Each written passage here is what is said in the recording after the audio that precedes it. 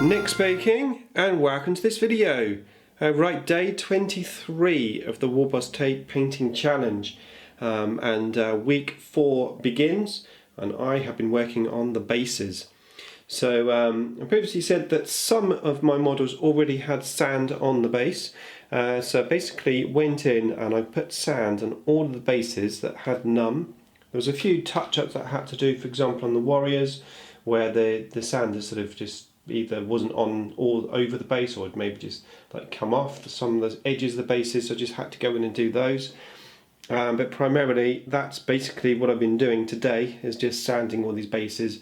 Obviously I've got to let them thoroughly dry before I do the next stage, but I have been experimenting on the next stage, and I'm going to do some pictures and a talk over of my experiments at the end of the video.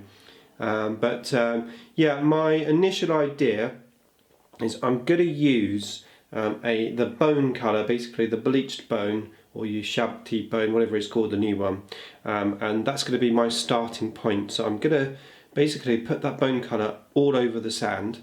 The rocks I'm going to do my brown colour, so I'll be painting those black, dry brushing them orange and putting an orange wash. I think that will help match them in quite nicely with, for example, the scourges that already have like rocks on their base. So rather than trying to paint them a different colour, I'm just going to basically match them in. So that is the idea, that's my starting point. But like I said, I've done loads of experimenting, so I've got some pictures coming up on that. But first of all, let's get on with today's question. So here we go, day 23. Which game just isn't gaining any popularity in your area that you wish was more popular? It could be any war game, or even paper and pen RPG, for whatever reason. Buggy rules, ugly and hard to work out miniatures, too much of a mandatory investment, the game just doesn't catch on, but you really can't help but want to keep playing it. Okay, so I have none really, to be fair, because me and my buddies, we just play 40k and we do Attack Queen now occasionally, and that's our 2 games. For us is enough. We play once a week and don't really have time or the inclination to play anything else. From all of the different gaming systems and videos that I've seen over the years on YouTube, I think the game which really probably interests me the most is the zombie side. It does look pretty cool, and especially how Mrs. Mini Warzone explained it on her Q&A video recently. That really got me intrigued onto that game. So possibly that if there was ever another game, that would be it, but honestly, I just don't think that will happen. Okay, so I'm going to switch over now and I'm going to do my voiceover and we'll have a chat about these bases. Okay, so actually there's a big bunch of stuff that I was supposed to talk about and I forgot. So yeah, not only did I put the sand on the base, but I also spent some good time sorting out the models, because they were basically just randomly put onto the painting board. So I sorted them out into the units of 10, just making sure that each model was different in each unit. So I sorted all those out, and then what I did is I added like a stone or a rock on 5 of the bases in each unit of 10, so that effectively I could split the units down into 2 units of 5 or 1 unit of 10, to differentiate the unit with their bases.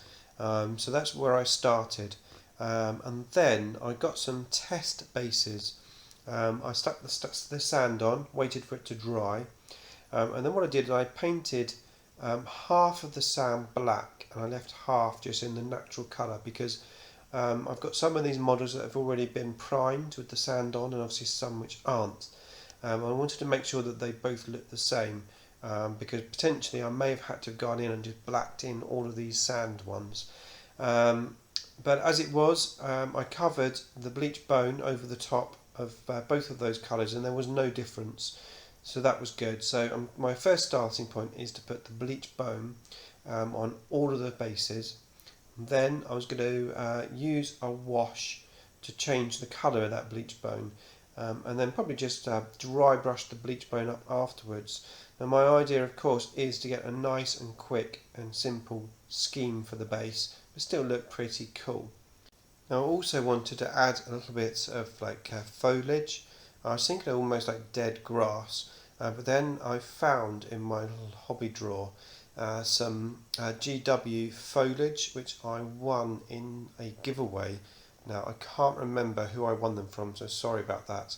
But yeah, I do have this foliage set. It's not exactly a bright green, although it's not exactly dead green. I think it'd be good just to use it basically, because I've not had an opportunity to use it yet. So I thought I would use it on my Dark Eldar army and make good use of it. So my original idea was to use the flesh shade wash, which I'd used on the bone colour of the actual models. So I went in, I did that one first. I then tried a sepia wash. I tried an orange wash. I tried a mud wash. And then it occurred to me that I had green hair on these models. So I tried a green wash. This is the results of the green wash. Now I posted these pictures on the Legion of Gamza Facebook page, and to my surprise almost, people were voting that they liked the green one. Now I had a suggestion for a red one. So I had a couple of suggestions for a red one, so I tried a red one as well. So this is the red one. It's pretty cool, but I'm not sure about it because it doesn't necessarily have the same basically I want to have the base to have a colour from my palette and the models just to match them in. That's why I was trying the bone colours at first. So I had a few other suggestions. I had a snow scene, so I tried a bit of snow on one of them.